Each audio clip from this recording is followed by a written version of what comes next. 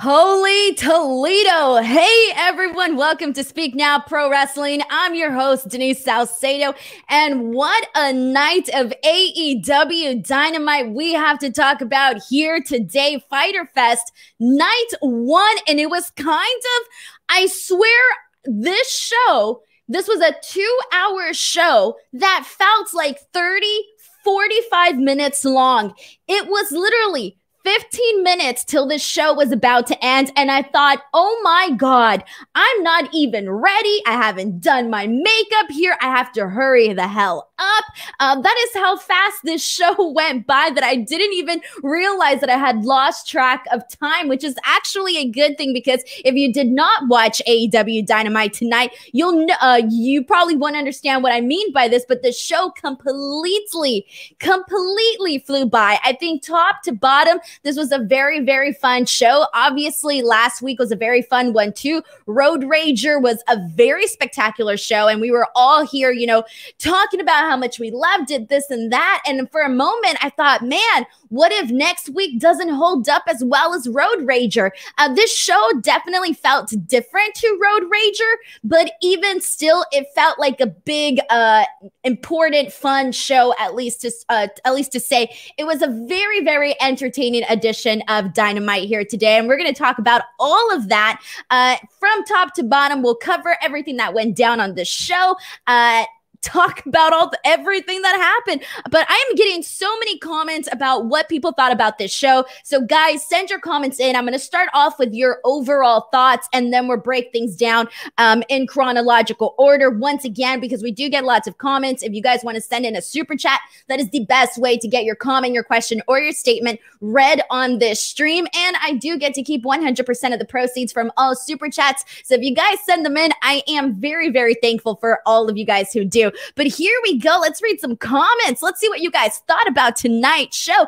We have a comment from Eric Hammer who says, OMFG, that Coffin match. I will tell you that when I saw that there was a couple minutes left on the show and we were barely going to get started with that Coffin match, I was afraid. I thought we were going to get cheated. I was like, I really do not want to get cheated off of a match that I was really looking forward to. And I got to say, I didn't feel cheated whatsoever. If anything, after the match ended, I was satisfied. And then Darby Allin decided to do a coffin drop on top of Ethan Page, who was already inside the coffin. And then I'm thinking, oh my God. And here I was already satisfied with the ending. And then it kind of just ended up getting a lot better, sort of say. But let's see what else we got here. We got a comment from Blowing Smoke 247 who says, what a hell of a show by AEW. Brandon Rosen says, what an effing awesome show. Jake Rand says, mostly great show. Honestly, there was probably only one match on this show that I did not like, but everything else was definitely awesome. We have a comment from Sergeant Gamer who says, glad I picked tonight to randomly tune into AEW. That was awesome. A comment from Dave Offord who says, what a banger of a show. This feels light years away from anything WWE is doing. We've had some good WWE shows. I'm obviously here talking about them, but they are very different presentations of what you're seeing. Very, very different shows. Raw, SmackDown, NXT, AEW, all of the shows kind of have like their own worlds, their own vibe. They all feel very, very different to one another. But I will say that obviously, if we're going to be comparing shows and saying which one is constantly on top, for the most part, we do have AEW Dynamite on top. So, I mean, that's just the best way to say it. But we have our first super chat of the evening. Thank you so much to Darman, who says that he loves the show, thought it was fantastic. Hangman is amazing and is showing some love from Ireland. To all my people watching from Ireland, love you guys wherever you're watching from any part of the world. I appreciate you guys tuning in each and every single week to Speak Now Pro Wrestling. But let's see what else we got here. We got a comment from Sean Harrington who says, the only thing I honestly didn't like was Yuka beating Ford. I really enjoyed Ford and thought she deserved that shine and could make for a strong contender for Baker in the future. Just not into Yuka, says Sean Harrington. Sean, I like you. You're on the show all the time, but I got to completely disagree with you. That was the one match that I didn't like, and it wasn't because of Yuka whatsoever. We had another comment from Hate to Pylon who says, top to bottom, great show. So much fire with the promos. I mean, I'm going to talk about this more when we actually get into the show, but Hangman Page, Kenny Omega is literally the best thing right now in terms of storytelling across the board, okay? Across the board. Let's see what else we got. Let's see. We got so many comments in here, but let's go ahead and move on here, guys.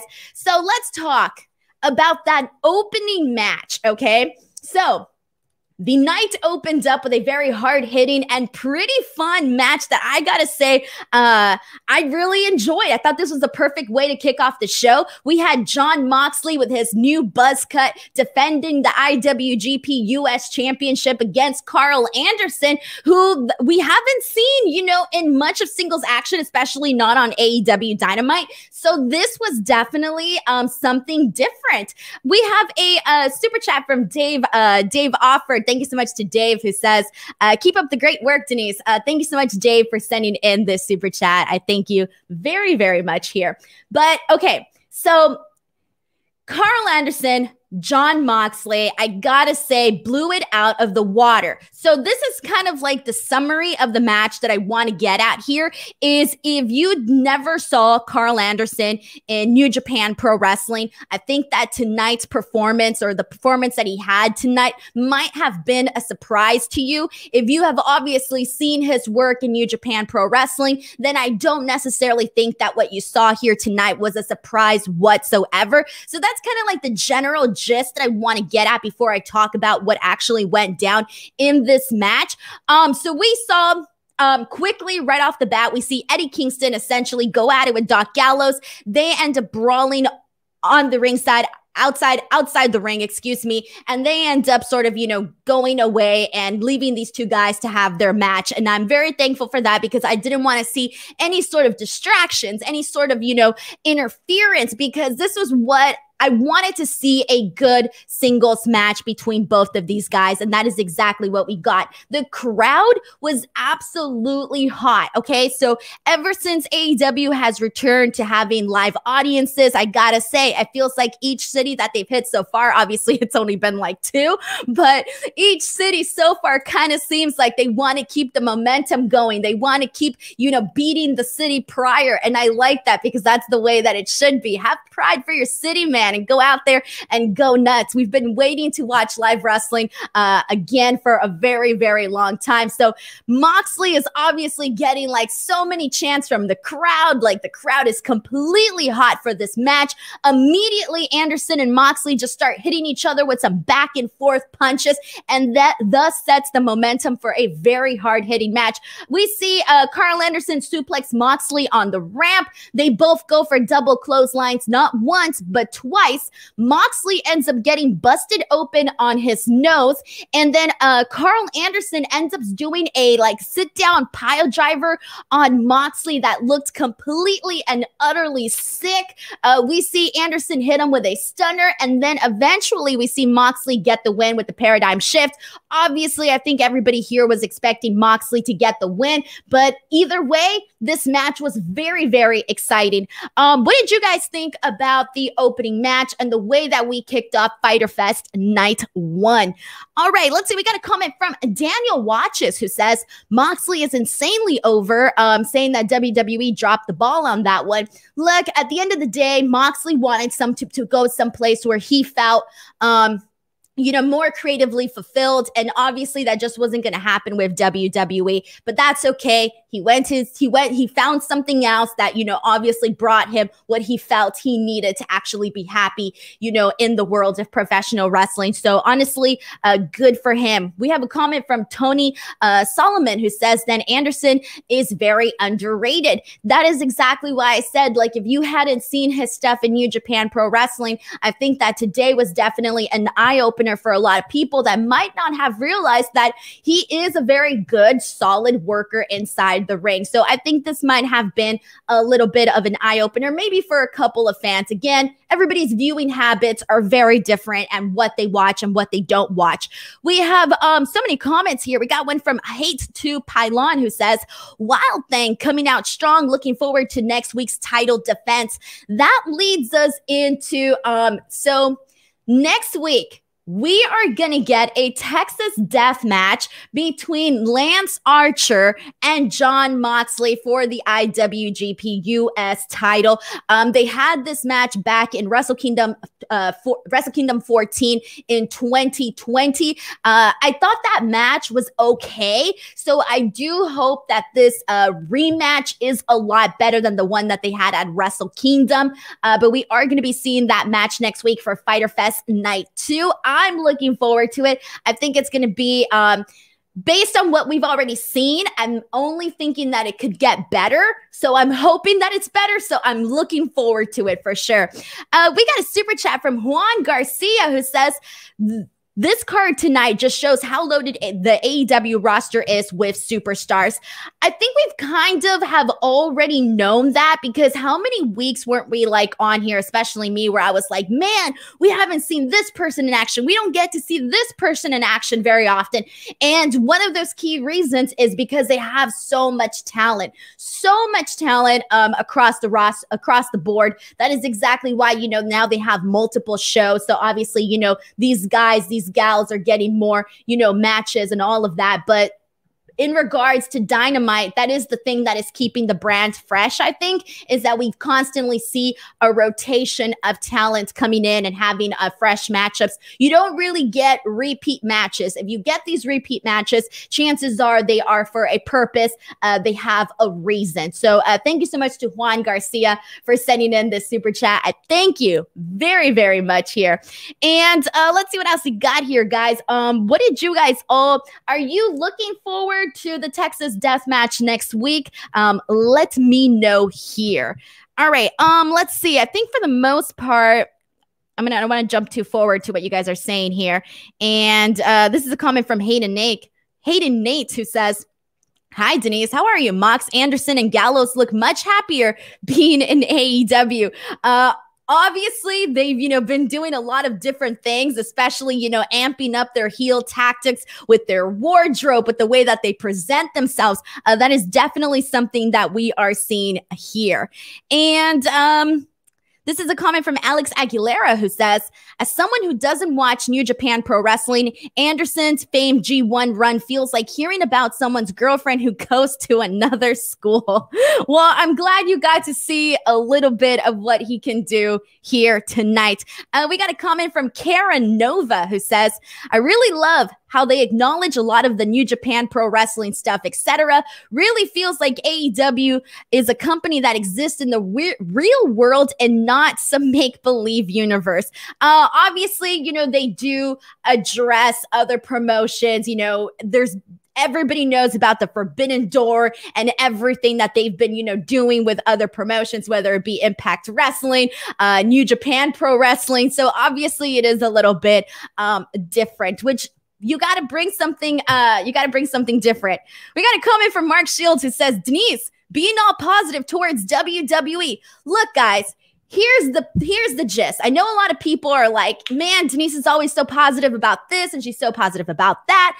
I criticize things when need be criticized. I know a lot of people, you know, they see me on here and they see me say like all of these great things about AEW. That's because I do like AEW. I'm an AEW fan. But because I'm an AEW fan does not mean that I'm not a WWE fan either, okay? So I know a lot of people like to think that sometimes you got to be either or, but I'm one of those rare people, and there are a lot of other people out there that are fans of both products, and I'm a fan of both products, and that's why I'm going to judge both of these products exactly the same. So if you come on here, you know, you listen to my NXT show or my Smackdown show, I'm going to love and criticize a lot of the stuff that they do on the show, as well as AEW. So I try to be fair on both ends with both of those All right, let's see. I think think for the most part, we got everything that we needed to get here. Actually, I'll read one more comment and then we'll hop on to the next topic here. This one is from Millian Pierre, who says, AEW's biggest fault is that they set the bar too high for a great wrestling show. It's going to be hard to maintain that high consistency in 2+ years. Hope I'm wrong, though. Look, sometimes I think that we think, and even I mentioned this at the top of the show, I mentioned like, oh man, you know, Road Rager was really good. Let's see if they can keep that up for Fyter Fest. And look, they did. Obviously, that's only 2 weeks, right? It's not like this big scope of time. But I will say that, you know, since the AEW product started, I feel like for the most part, yeah, we've had shows that, you know, didn't hit the mark, and we've been on here to talk about them and all of that. But I would say that for the greater portion of, you know, their history, a lot of their shows have been very, very solid. And even the ones that you can say, oh, they weren't that great, they were never terrible. So I do think that, you know, as long as we're getting, you know, these fresh faces, new talent, fresh storylines, I do think that they can maintain that consistency to deliver a good product. I think sometimes we think that because, you know, sometimes we don't always get good shows in other places, that it can't happen, that we can't keep continuously getting good shows in another place. All right, that's the best way that I can say it. Thank you so much to Millian Pierre for sending in this comment. But we have a super chat from Ray Rodrigo. Ray didn't leave a comment, but I want to thank you so much, Ray. Here's a cheer, R-A-Y, go Ray. Thank you so much for sending in this super chat. And we have another super chat. This one is from Lane Dashko. Thank you so much to Lane, who says, hey, Denise, huge fan. I love this show. Great stuff. Did I miss something, or did they not announce when the big 10-man tag is? I'm super hyped for that. My understanding, okay, because they said that was going to happen. I'm assuming that's going to happen next week, but I was under the impression it was actually going to happen tonight for some reason, but I think I'm wrong, and it's probably going to be next week. If somebody wants to clarify that for me, if I missed an announcement or something, please send that in, because I might be on the same boat here with Lane, where I might have missed the exact announcement on that. But again, we'll talk about that more once we actually get there. But thank you so much to Lane Dashko for sending in this super chat here. All right, guys, so let's go ahead and move on. All right, so after this, we had the interview with Alex interviewing Andrade. And, you know, I've already said my piece. A lot of you guys know that I'm not a fan of the subtitles, but I'm not even going to complain about that anymore, because that's just what they're doing. So, okay, cool. But this interview here, guys, the Andrade, like, I love Andrade. I'm a fan of Andrade. But so far, the presentation of Andrade in AEW has been very underwhelming. And I hate to say that. I really, really do, because you guys know that when Andrade came in here, man, I was really rooting for the guy. I was putting over the debut, even though a lot of people watching the show completely disagreed. They didn't think that the debut was all of that, you know, was all of that to brag about. Really nothing there, right? And then it's kind of just gone downhill. Last week, he had this match with Matt Sydal that was nothing special whatsoever. So I do kind of feel like this has not been that great. But anyway, he's being interviewed by Alex and basically says that he's, from the looks of it, he's calling out the Death Triangle, and he tells them to send a message. He tells Alex to send a message to them and let them know that he's looking for them. So here's the thing. Here's my issue, guys. And you know what? Since we do a lot of comparison between AEW and WWE, and I'm going to have to make the comparison here, okay? Because I do not like, and speaking as a Latina, I do not like that every time you have a Latino or a Latina on your roster, you always put them in there or mix them in their storylines with the other Latinos. That's one of the things that I've always consistently criticized WWE for, because they always do that. It's always like, put the Hispanics with the Hispanics, put the Latinos with the Latinos. It's always that, okay? Always. And I'm like, bro, like, mix it up a little bit, you know? And so I have two theories here, and I'm not sure which one is right here, but here are my two theories. One is maybe AEW Okay, so my hopes were that AEW were gonna present Andrade in a different way. I was hoping that they were gonna present him in a better way than WWE presented him. So that was my first theory, is that maybe they don't know how to present him differently than WWE did, and maybe they're sticking to the same, recipe that WWE did, with him.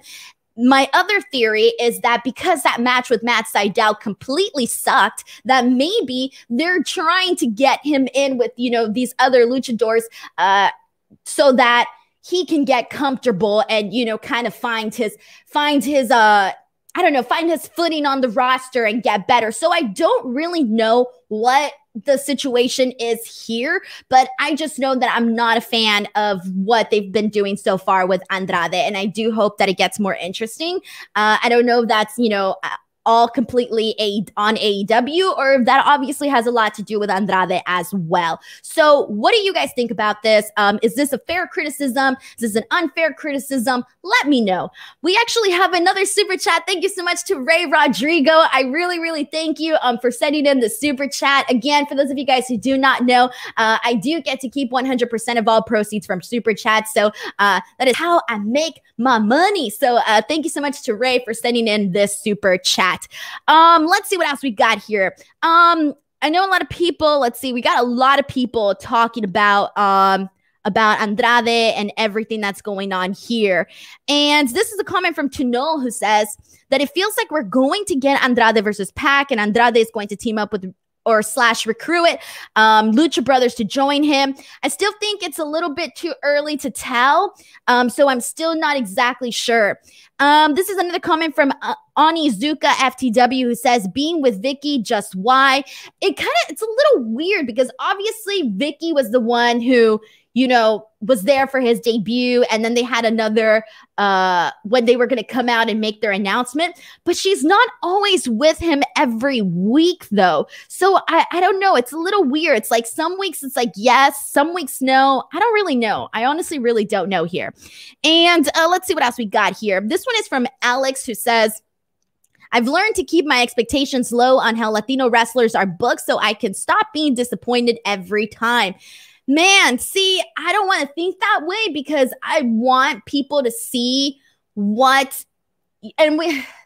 want people to see what Latinos can do, especially because, there's just so many reasons that I can sit here and tell you about, but I don't want to get off on that tangent, because that's not what this show is about. But I do want to just say that I don't want to necessarily get complacent with the way that Latinos are always being presented on television. I do think that there needs to be a little bit more of a roar for us not to always be, sitting down and catering or anything like that. So let's see what else we got here. This is a comment from Norberto, who says that Andrade coming into AEW feels like the start of Miro. And that was something that we have been making, a comparison to in the last several weeks. So, the tides definitely turned for Miro, but obviously Miro did a lot to also make sure that the tides turned for him. So I do hope we get to see that down the line with Andrade. This is another comment from P. King, who says, I'm okay with Andrade forming a Latino stable as long as they win the upcoming trios title. They'd be perfect first champions for that. And let's see what else. All right, I think we got mostly everything here. All right, I'll read one more and then we'll move on. This one is from Custard Gas, who says, it's pretty fair criticism, and I hate when any company does it, but I'm excited for Andrade to wrestle those guys, and hopefully it gets him back into top ring shape. Exactly, because again, that match with Matt Sydal was nothing to brag about. So we'll go ahead and see what AEW does with Andrade and what Andrade does with AEW, because it goes both ways. You got to work together to make it happen here. All right, guys, let's go ahead and move on from here.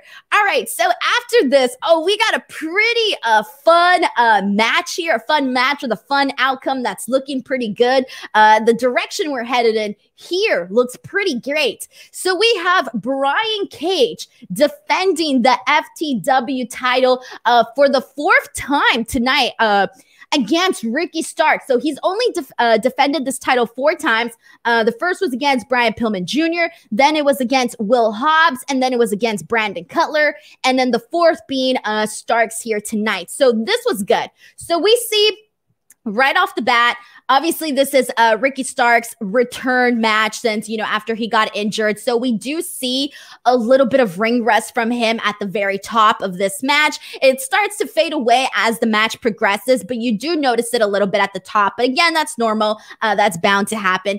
But anyways, Cage lifts him up, throws him right off, onto the mat, right at the top of the match. And this is also probably, if I'm not mistaken, this is one of Ricky Starks' highest profile matches that he's had when on performing in front of one of the biggest crowds.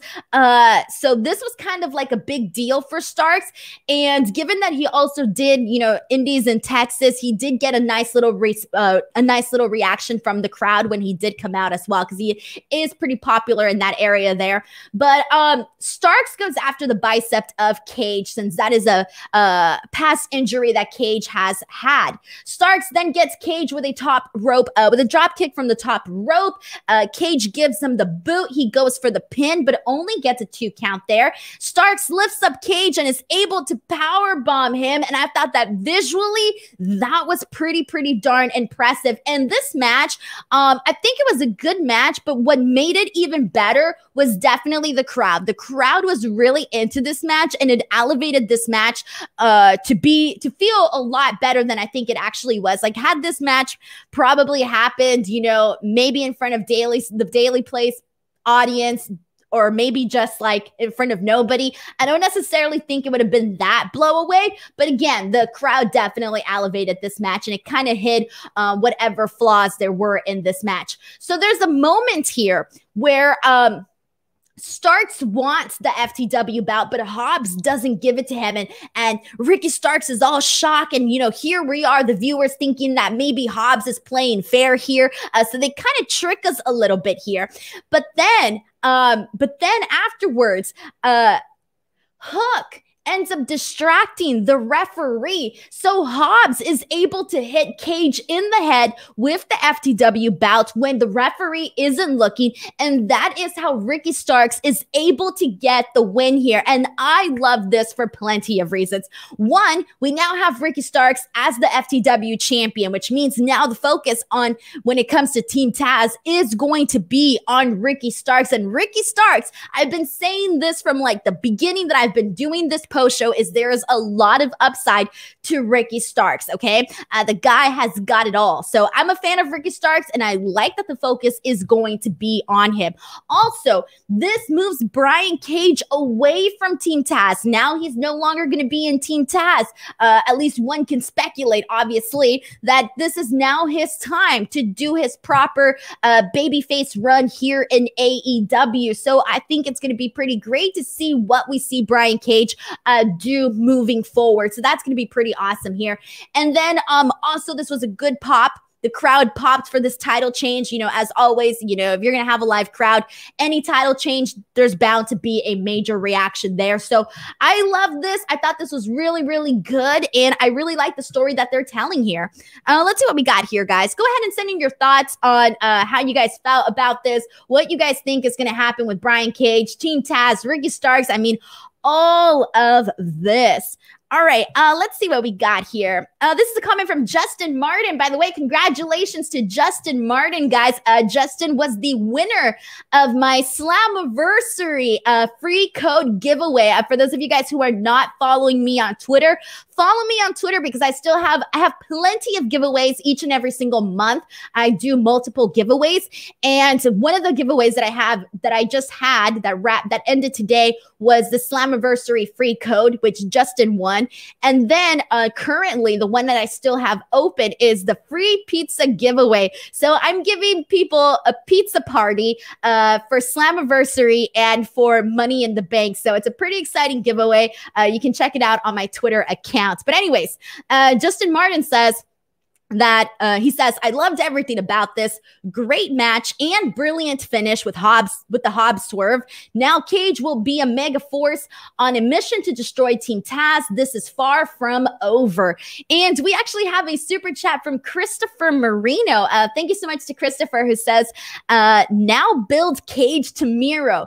Dang, dude, that is a good one. That is a good one. I don't even know why I didn't think of it, but that is a great idea there. Two monsters essentially going at it would be fantastic. But anyways, I'm really excited to see what they do with Cage there. And let's see what else we got. This is a comment from Alex, who says, the belt already feels more important around the race of Ricky. It always felt like an afterthought with Brian Cage. And I don't blame Brian Cage for that necessarily. It's just that there wasn't like an end goal. Like, I don't think they had an end goal or a purpose as to where Brian Cage winning the FTW bout was going to lead to. So I kind of feel like it took them a while to kind of figure out a direction to head with the FTW bout and Brian Cage. And now obviously, you know, in the hands of Ricky Starks, I think this is a good way to get Ricky Starks launched into a different spot on the main roster, you know, a slot higher than he already was on the AEW roster. So good shout to Alex Aguilera.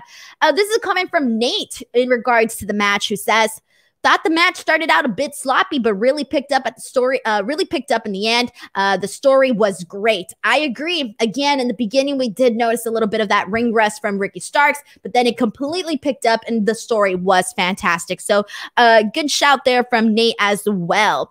And let's see what else we got. All right, cool. I'm going to go ahead and actually read this comment from Atlanta Hawks fan 8, who says, you can't spell Starks without Star.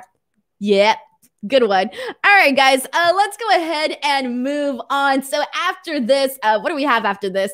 All right, here we go. So last week, one of the major topics that we were here discussing, that we were here all like, you know, fangirling, fanboying, whatever, over, was the debut of Malachi Black, formerly known as Aleister Black. And I just got to say, I'm so glad I no longer have to hear the dark tales of the Dark Father. I don't even know.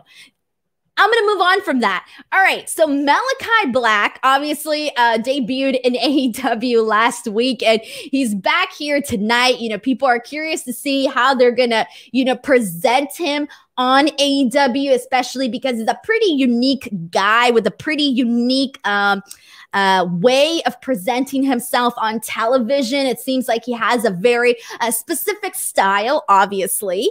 And so Cody is pissed off.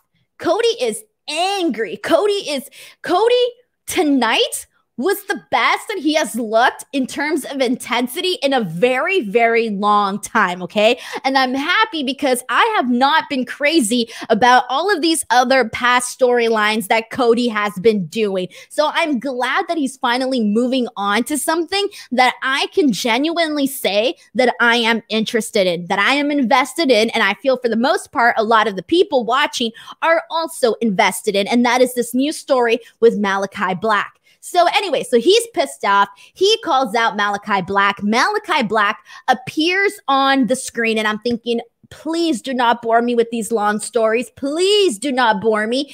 And he did it. Yay, thank goodness. So he comes out and he starts telling a story about a horse. He says that this horse goes from being this like crippled horse, and then he's put to rest, and basically insinuating that the horse is like Arn Anderson, something that, you know, Cody should do away with, because again, Cody was pissed at what Malachi Black did to Arn Anderson. And I liked this because one of the issues that I had with the presentation of Aleister Black is that he would come out each and every single week and he would tell these long stories that were poetic and were confusing, and nobody knew where the hell he was going or what the hell he was talking about. But this promo was great. And you want to know why? Because it got straight to the point. It was still descriptive storytelling, obviously everything that he talks about with the horse and all of that, but it was descriptive enough but it wasn't long-winded whatsoever. I didn't feel like I was having to listen to him talk about nonsense for a very long time. And he kept the interest of the audience with this promo, and it made sense to the story that he is trying to tell and the story that they're trying to build with, with him, with Cody, with Arn, and all of that. So I got to give this promo that he did a major thumbs up. So Cody basically tells him, like, come on down. And he says, oh, I'm glad that you said this. The lights go down. And the lights come back on, and he is standing directly behind Cody, and they start going at it until the securities, the referees break them up. This was good. Malachi Black looks good. Cody looks good. I'm into the story. Thumbs up. All right, we got a super chat. This one is from Brandon Rosen, who says, last time we saw Malachi Black, he was rambling on telling bedtime stories. Tonight, his promo meant something, and he made an impact for 2 weeks in a row. AEW is doing everything right with him so far. Yes, his debut was awesome. It was shocking. I can genuinely say that I was shocked when he came out, and I said that last week. I'll say it again. I was very surprised when he came out, and they actually fooled me with the lights going down and all of that. They completely worked me, so I'm very happy that I got worked. Anyway, so yes, Malachi Black actually cut a good promo. That was very interesting. And what did you guys think about all of this? All right, guys, let's see. I'm going to go through a couple here. This one is from Cameron Munford, who says, no history lessons here. Thank goodness. Thank goodness for that, because I'm not a fan of that. Custard Gas says, I was thinking, oh no, he's back in the cupboard. I was thinking the same thing. Custard Gas goes on to say, but then the lights went out and it was great. I'm already hyped for this match. Agree on the promo. It actually made sense and it wasn't too long. I know. So the second I saw like the dark room, I thought, oh no, they're going to go with the exact same thing. But they didn't. They did it. It went pretty well. So there you go.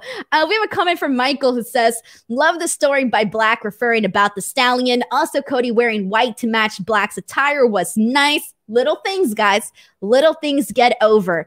Tunol says, crowd is still hot for Malachi Black. Malachi wearing all black and Cody all white is good storytelling. Also, All Out seems like a great time for Cody to lose to go film Go Big Show Season 2. Is that show still going on? I watched it. I didn't like that show. It was really kind of lame. But anyways, we're not talking about that. This ain't a review of the Go Home Big Show or whatever the hell it's called. We have a super chat from the Payton Show. Thank you so much to the Payton Show for sending in a super chat. The Payton Show says, this is my first time doing a super chat. Hell yeah. Says, I love that he's in AEW, how they did this whole promo and everything was a work of art. Glad it's with Cody.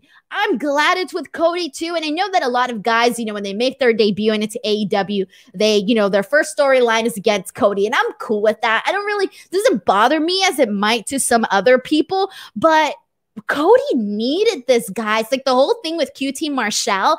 I mean, I was reaching to try to enjoy myself with that. I didn't like the whole thing with Jade and Shaquille and Red Velvet and all of that. I wasn't fond of that. So, I mean, for the most part, this is like the first interesting thing that he's done in quite some time. So thank you so much to the Payton Show for sending your first ever super chat and it being on my show. I really, really thank you for that.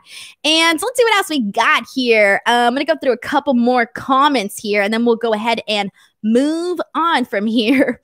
Okay, I think I got mainly everything. All right, cool. So I'm going to go ahead and move on to the next topic here. But, ooh, yes. All right, here we go. Here we go, guys. This is it. It is time for some cowboy shit. All right. So we have Tony Schiavone interviewing Hangman Page, who we all know and love. All right. So Hangman Page starts basically saying that he knows he has failed at becoming champion, that he tried to run from it, tried to hide from it, but that the Dark Order is essentially right and that he still needs to go for what he really wants, which is that AEW World Championship. Then he says that he's here to challenge Kenny Omega. But before he can even issue this challenge that we're like all clinging on for him to say the words, Don Callis comes out and essentially interrupts him. And he doesn't come out alone. Obviously, he's got, you know, his guy pals with him, the Good Brothers, the Bucks and Kenny and all of that. And I almost literally, if it wasn't for Kenny holding that giant belt, I would not have recognized him today. He got this new do. He's got the hair up. He's got even more facial hair. I was like, man, who the hell is that? Oh, it's Kenny Omega. I mean, the guy looked unrecognizable to me today. Matt Jackson essentially tells Hangman like he doesn't have what it takes, tell him his breath stinks and all of this, says that it stinks of booze, and tells him that he's the next great American tragedy. And then Hangman essentially gets pissed off and punches him. And then the Dark Order essentially come out to help out Hangman Page, so he's not out there facing all of these guys, you know, alone. But Hangman Page tells Kenny, I'm not leaving without a match. And Kenny says he issues a proposal basically saying that it should be a 5-on-5 elimination style, his guys against Kenny Omega's guys against Hangman Page's guys, that being the Dark Order. Hangman agrees to this, but then says that when they win, he wants to get a title shot. But then that also, not only does he get a title shot, but his guys also need to get a title shot here. Then Kenny Omega says that if they lose, then he no longer gets this title shot against Kenny Omega. And Kenny Omega goes on to say, quote, you miss 100% of the shots you don't take, but you also don't fail either. Essentially pointing out that Hangman Page is afraid to fail in front of the people, that he's afraid of failing. And this was my favorite thing on the show. And the reason for that is because Kenny Omega is playing mind games with Hangman Page. You know, Kenny Omega knows Hangman Page pretty well here, and he's playing mind games with him by essentially kind of saying like, you know that you're afraid of failure and you know that possibility is there. You might just fail. And I'm sorry, but when you think of something that is realistic, something that goes through like every person's mind, obviously you, me, everybody listening or watching to this show at some point in our lives have been afraid of trying something because we are afraid of failing. So that to me hits home. It felt very realistic with everything that he was saying. Like this storyline feels legit. Obviously, they already have all of this history, but now they're adding layers to this. Like this isn't just, you know, a black and white storyline. Like there's more to this storyline than, you know, meets the eye. And so that for that reason, I gotta say that Kenny Omega, Hangman Page right now, this build to their match is my favorite thing on AEW, on wrestling, period. Okay, like there is some, we're always talking about storytelling, long-term storytelling, yada yada, all of that. This is it right here, and I'm a big fan of what is happening here. So guys, what are your thoughts on Kenny Omega, Hangman Page? Send that all in here. All right, so let's see. We got a lot of comments basically saying cowboy shit. Hates 2 Pylon says the story is hitting too close to home for me. Exactly. Literally what I just said, that this feels very legitimate. Like if you were having a fight or some sort of argument with your friend will call you out on your deepest feelings, your deepest, you know, secrets that you're not necessarily putting out there, you know, for the people to all know about. Alex says the drama in the Kenny and Hangman feud is like something out of a telenovela. Isn't all of wrestling though? Isn't it? We'll see. All right, let's see what else we got here. And basically everybody just saying that this is long-term booking at its finest, 100%. And Daniel Ingram points out that people need to give this video a like. Please do. Please make sure you guys give this video a like. And this is coming from Sean Harrington, who says, Dark Order is more than oddities ever were, and AEW doesn't have a Rock. WWE doesn't even have a Rock until Rock returns. Okay, I'm not exactly sure I get this comment, but But anyways, okay, we'll go ahead and move on.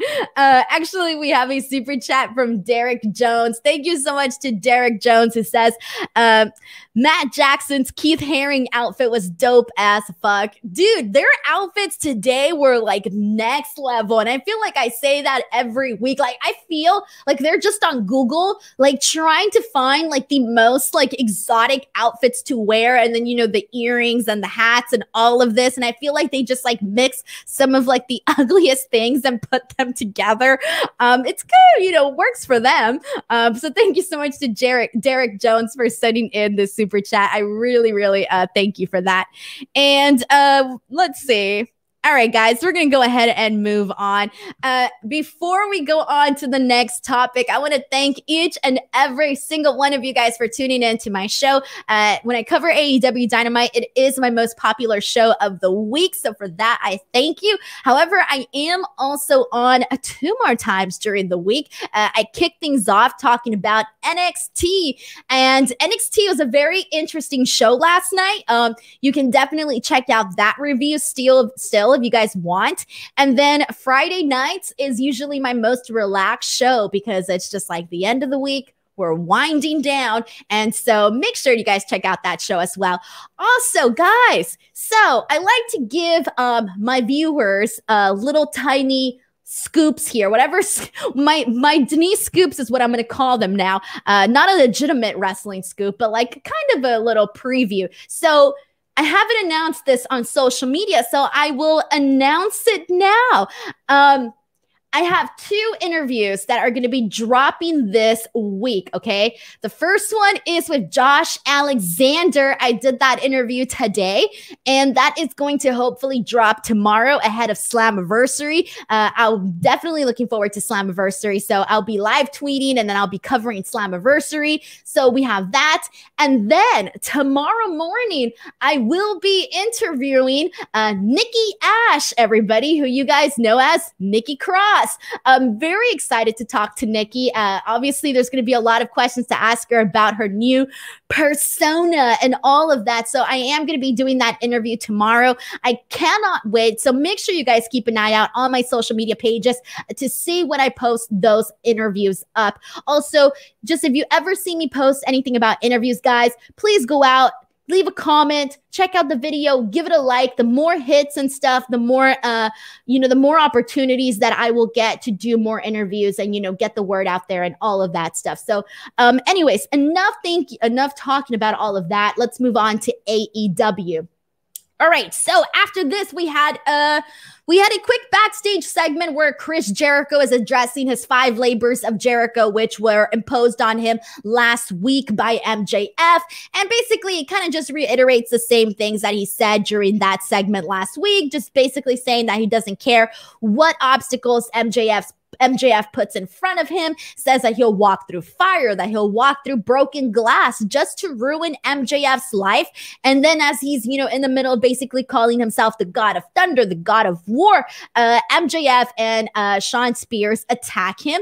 And we find out that the first labor of these 5 labors is taking place next week. So next week, we are getting Chris Jericho versus Shawn Spears, and the stipulation of this match is essentially that Shawn Spears can use a chair, but Chris Jericho cannot. So obviously, that should be pretty fun. I'm looking forward to it because this is going to be a stipulation that, obviously is going to play in favor at Shawn Spears. And hopefully we get to see Chris Jericho find a way to overcome the stipulation at hand.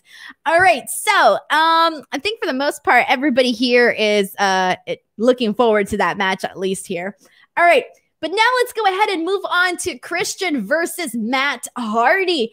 Apparently, their last televised one-on-one match took place in 2003, guys. Holy moly.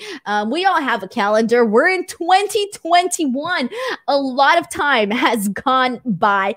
And it's just so crazy to me. Like, when I was thinking about this match, I just started thinking, like, man, like Christian versus Matt Hardy in a company that's not WWE, but Jim Ross is calling it.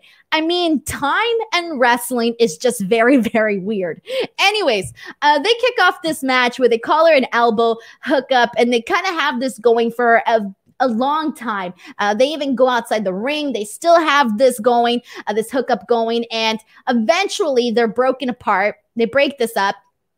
Christian goes to the top rope, leaps over the ring post and right onto Matt Hardy. And this is kind of like what I want to get at with this match. This match was kind of a slow, steady pace, but it's had its big moments. The crowd, I will say this, wasn't as hot for this match as I thought they were going to be. But whenever those moments came for the crowd to react, the crowd didn't miss a beat and they did react when needed to. Christian punched Matt Hardy multiple times. Hardy hits Cage's head on the steel steps. And then afterwards, we see Christian Cage get do a frog splash on Matt Hardy once we come back from commercial break. And then Matt Hardy superplex Cage from the top rope. Matt hits Christian with a low blow when the referee doesn't see it, hits the twist of fate, but only gets a 2 count. So I did think that it was over after that. But then Christian Cage ends up hitting the kill switch and gets the win. So it was a nice match. It was fine. It wasn't like a blowaway match, but it didn't hurt either. So it was perfectly fine. But afterwards, we see Matt Hardy's guys. They all come out, Private Party, all of that. They come out. They try to attack Christian Cage, but instead Jungle Boy and Luchasaurus, they come out to essentially have Christian Cage's back, which, as you guys all know, they said that they were going to have his back. So they do have his back. All right, and let's see what we got here. We got some interesting shows, some interesting comments about this. And this one is from Custard Gas, who says, I have no interest in Christian versus Matt Hardy in 2021. Just glad it's over and done with. I think they thought that this was going to be a little bit more nostalgic. And obviously that's what it was supposed to be. That's what it was intended as. But I don't think that the crowd really... I don't know. I didn't really feel like they were all that into it. And maybe I wasn't either. Like, I was watching and I liked like some of the spots that happened during this match, but that was kind of it though. Like, it wasn't anything where I felt like, oh my God, like this is surreal or anything like that. The Cooch97 says Christian versus Matt was old school wrestling at its finest. A throwback to the good old days. And Sean Harrington says, I enjoyed the match. It was good storytelling and psychology was there. Match wasn't made to be a blowaway match as it is to continue Christian's momentum. And okay, I think I got most of these comments here. All right, guys, we're going to go ahead and move on. So after this, we got a in-ring promo from Britt Baker. And when Britt Baker comes out, we all stay quiet because girl had moment of the week last week with her promo and, you know, how she addressed Tony Khan and Saudi Arabia and that whole thing. This promo obviously didn't hit as hard as last week's, but nonetheless, she comes out and she says that her wounds have healed since being put through the table, says she's on a league of her own and that, you know, Nyla Rose doesn't necessarily come close whatsoever to being in her league, and basically points out that Vicky only is where she is because of the last name that she has. That does garner a nice little reaction from the crowd. And then she goes on to say that she's the hottest thing in professional wrestling. And they do cut to the back with, you know, Nyla Rose and Vicky essentially watching her promo. And here's the thing that I have to say, and I don't know how many people will probably feel this way, but I don't feel like Nyla Rose she doesn't feel like this doesn't feel like a hot story. It feels interesting because we're interested in Britt Baker, right? We're interested in what Britt Baker is doing. But I don't find myself, as of this moment, interested in what Nyla Rose or Vicky are bringing to the storyline. It doesn't feel like a hot storyline. Like, I'm only interested in it because of Britt Baker. And that's it. So it kind of got me thinking they need to hurry up and build more hot challengers for Britt Baker, because I don't want Britt Baker to essentially have to suffer some of the same things we've seen other female champions suffer through, where they don't have hot challengers to face. And so I I hope that they do find somebody before, you know, her momentum wears off, because Britt Baker has a lot of momentum right now, and I'm excited to see what she's going to be doing, but she needs to have challengers that are more of a big deal, that feel hot. So right now, like for right now, then this Nyla Rose story is fine. It's okay. But I am worried as to like, okay, like we got to move forward with this, like whatever they decide to do, whether they circle back, you know, to Thunder Rosa or whatever the hell they decide to do. I do think that they got to keep it going and keep it continuous for Britt Baker. Thoughts on this? We are seeing Nyla Britt Baker next week, Fyter Fest Night 2. Here's somebody. Hey, 2 Pylon says we need more Serena Deeb. Dude, Serena Deeb and Riho had a fantastic match at Double or Nothing. So that's something to talk about there. And then let's see what else we got. This one's from Pomi Wrestling, who says the main problem with this story is that Nyla was a tweener babyface for most of the build, even though Britt was more over. They should have gone with the tweener Britt and full heel Nyla. And let's see if we got any more. We got people suggesting a couple of women, but I just think that we need to Iron Ice Corey says, is Britt a babyface? I can't even tell. I think she's like, she's a heel, but the crowd loves her. So it almost feels like she's like, should be a babyface, but I think technically she is still a heel. Danny from the Bay says more Serena Deeb, Riho, Ty Conti, and Shida as well. And I don't think I can disagree with this comment whatsoever. I definitely agree with Danny from the Bay on this. All right, guys. And let's see. We got a comment from the Keys Boo who says, I did like the mini promo in the back by Vicky and Nyla in the back after Britt finished her interview. While they still showed Britt on the screen, that was unique and made sense. Yep, it was fine. It was fine. I'm just not necessarily like superbly interested in it. All right, guys. So let's move on to Wheeler Yuta versus Sammy Guevara. So first of all, I like that they recapped what Yuta has been doing essentially on Dark. I thought that was a good way to, you know, kind of get the people to say, like, this is who he is for those that do not watch Dark and they're just, you know, watching Dynamite. That was good. We obviously had a nice pop for Sammy since, you know, he's from Houston, Texas. So he had that nice, you know, obviously Texas homecoming pop there. Happy that they're giving Sammy more singles matches. Thumbs up on that. And all I really got to say about this match is obviously we all knew Sammy was going to win. Cool. But Sammy and Wheeler really, really meshed well in the ring. They had good chemistry. They both showed, they were both able to highlight one another's athleticism. They worked at a very, very nice speed. I think, I mean, this match was completely opposite from what we saw with Christian Cage and Matt Hardy. I mean, this was like totally different, and I really enjoyed it. Some of the moments that really stood out to me, obviously, were Sammy hitting the shooting star press, but Yuta getting the knees up there. We saw a nice drop kick from Yuta to Sammy, and then Sammy essentially hitting the GTH for the win. Good stuff. Nice, simple match. And let's move on, because after this, guys, we still have two more things to talk about. But this next match, and I hope people don't necessarily get too wild up about this, but this next match was terrible.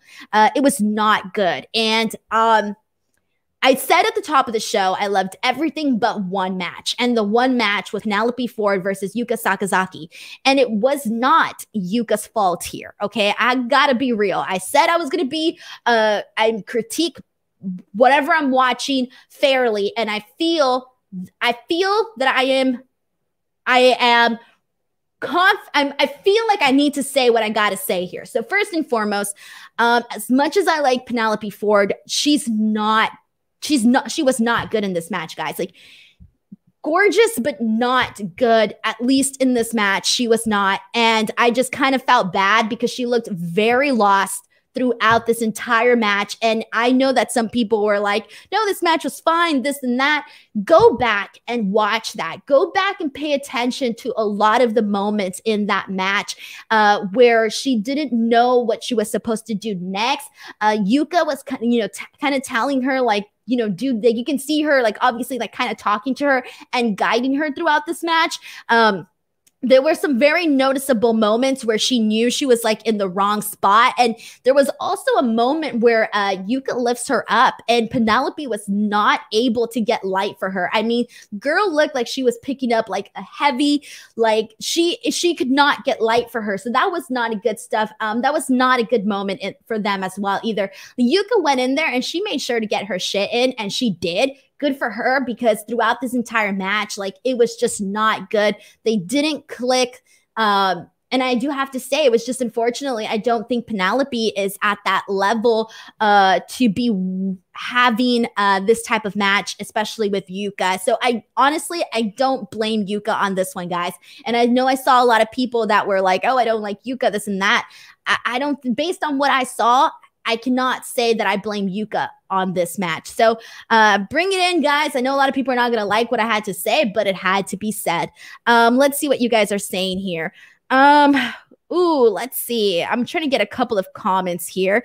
And this is a comment from Sticker Reds 202 who says, Yuka is so over that I ended up enjoying this match. Again, she made sure to get her moments in. The moments that she could get in, she got in. Sean basically points out that Penelope sandbagged her. Yes, she did. And it was very, very obvious. And it didn't look good because you can see her struggling to get that in. So yeah, she definitely sandbagged her for sure. Daniel says Penelope needs another 6 months to a year before she's seasoned enough. Yes. And obviously, you know, she's only going to get better having more and more matches, working with more, you know, women that are more advanced than she is. That's obviously natural. But so far, this was not a good showcase whatsoever. Gerardo Alvarez says, I thought Yuka had some good spots. Penelope looked like she couldn't keep up. And let's see what else we got. I'm trying to get a couple more comments. Christian Ramos says Yuka and Penelope did not have good chemistry at all. And yeah, that's pretty much it. So I feel like for the most part, everybody here is kind of on the same page. Jaime Lee says Penelope is just green. She really doesn't have that much experience prior to AEW. And yeah, that is definitely true. And all right, I think I got most of everybody. This one's from Robert Bailey Jr., who says Penelope's lack of wrestling experience played a part in this match and maybe a language barrier as well. Nope, not when it comes to wrestling. When it comes to wrestling, language is not an issue. When it comes to wrestling, it doesn't matter if you're from Mexico, if you're from Japan, if you're from Canada, I don't care where you're from, what language you speak. When you're in the ring, I do feel like you have this, you have your own language of your own, essentially. And I've heard a lot. And the reason why I'm so confident when I say this is that I've heard a lot of wrestlers when I interview them and when they talk about traveling to different parts of the world and, you know, wrestling for other people, a lot of them basically tell me, like, when you're working with somebody, and even if you have like that language barrier, they have like their own like unspoken language, you know, that kind of comes through. So that's why I say that so confidently, because a lot of talent have told me this when I have my interviews with them. We have a super chat from Phyllis A. Thank you so much to Phyllis, who says Penelope is a great wrestler, just not tonight. Yeah, I feel bad though. Again, I like Penelope. I think she has a great look, and she just needs to, like, you know, obviously get more matches, you know, underneath her belt and all of that. So thank you so much to Phyllis A for sending in this super chat. And let's see. People speak French in Canada. Someone was asking if they speak different languages in Canada. They speak French there. Yeah. All right. I think I got most of everything here. All right. Okay, cool. I'm going to go ahead and move on from this here. And we are going to move on to the main event. So we had the Coffin match between Darby Allin and Ethan Page. And this was a lot of fun, guys. And I think we all knew that this was going to be a fun match. So right off the top, we see Darby coming in. He's wearing the steel plate on his back, but he ends up taking it off right away. Darby immediately does a dive onto Ethan Page right off the bat from this match. We then see that Scorpio Sky was hiding inside the coffin, comes out and ends up tossing Darby. And here's the thing about Darby. So when Darby goes flying, the guy goes flying. I mean, he literally flew like, 1,000 miles, not 1,000 miles, obviously, but he took the guy flew right over the steel steps. Like, go back and watch that piece and you're going to know what I'm talking about there. But Sting essentially comes out and makes sure that, he helps even out the odds here and that, Darby isn't alone in this. Sting and Sky end up fighting throughout the crowd. Sting goes for the Stinger Splash, but the camera misses it. The camera doesn't show us what happened. So the crowd thinks, oh, he got the Stinger Splash. But then we find out that apparently Sting missed it too. Sting missed it. We missed it. Everybody missed it. During the commercial break, they brawl all over the crowd, Paige and Darby. We come back and there's like a bunch of weapons in the ring. Darby ends up putting the hook of the ring inside Paige's mouth, which looked absolutely sick. Then we see them go back and throw punches to one another back and forth inside the coffin. Paige ends up getting busted open, and then we see this awesome spot where Paige does the Ego's Edge from the top rope, but he tosses Darby onto the steps, and that was a brutal bump for him to take, that's for sure. Then we see Darby gouge the eyes of Ethan Page. He even bites him, so that was cool to see. Then he takes out his skateboard and lands literally directly on Ethan Page's back and ends up dropping him right into the coffin, and that is how he wins the match. But if you, like I said at the top of this, I was already satisfied with the ending of the coffin match. I was like, all right, it was kind of weird that Darby didn't do the coffin drop, and I'm thinking, all right, whatever, the match is over. Maybe he just didn't want to do it. Maybe he forgot. I don't know. And then out of nowhere, Darby goes to the top rope, and even though Ethan Page is already inside the coffin, Darby ends up doing the coffin drop right into that coffin, and dang, that was absolutely brutal. And I like the shot of Ethan Page because he's in there and he's literally like holding onto his head. It was kind of hilarious, but it looked gruesome. So it was a great way to end the show. What did you guys think of the coffin match? Send in your thoughts here. We actually have a super chat. This one is from Phyllis. Thank you so much to Phyllis for sending in another super chat. Phyllis says, I think Darby should be the one saying Cero Miedo. Dude, that guy is down to do anything and everything from the looks of it. I mean, it's absolutely crazy, okay? Crazy. Like, even when they had Blood and Guts, the spot that I was most impressed about for that night was literally when Darby went down of all those concrete steps. Like, that was brutal. So Darby always kind of finds a way to just kind of make you go, holy shit. He definitely deserves those holy shit moments. Thank you so much to Phyllis for sending in this super chat. Thank you very, very much. Pomi Wrestling says, the camera botch reminded me of WWE missing Edge's first spear after coming back. It wasn't that bad. It wasn't that bad because that was Edge's big return. So it wasn't nearly at that level of missing a big important moment. It was just kind of a little annoying that, everybody was like all waiting for it. And then the camera cuts to Ethan Page. So I do get all of that. Robert Bailey Jr. says, great brawl tonight. Can't wait to see Darby Allin cross paths with Malachi Black. Ooh, they're going to do some weird stuff. Whatever it is. They seem like really weird dudes that are going to do some weird stuff. And I'm all here for it. Pro Wrestling Fan says, great match. Darby is an effing star everywhere he goes. Hope he gets a world title run in the future. And I think I got mostly everybody's thoughts on this. If I missed your thoughts, this one's from Michael Corvin, who says, Darby has an incredible pain threshold. Dude, yes, he really does, though. I can't even, some of the things that he does, it's just next level. It really is next level. All right, guys, I think I got everybody's comments here, but that was AEW Dynamite Fyter Fest Night 1. And hold the phone there because we actually got a super chat from Wrestling Gamer. This will be the last super chat that I read for today. And Wrestling Gamer says, Darby should take some Robitussin, then he wouldn't be Coffin anymore. Thank you so much, Wrestling Gamer, for the play on words. I really appreciate it. I appreciate your guys' creativity and sense of humor. And thank you so much for sending in that super chat. Ladies and gentlemen, I hope you enjoyed Speak Now Pro Wrestling AEW Dynamite Fyter Fest Night 1. If you did, please do not forget to give this video a like, subscribe to the YouTube channel, hold the phone. We have one more super chat. This one is from Phyllis A, who says, Darby's doctors be, oh good, just 2 bones this time. Oh my God. Phyllis, thank you so much for the super chat. Thank you to everybody who tuned in. I will see you Friday night for Friday Night Smackdown. Have an awesome night, everybody. Take care. Bye, everyone.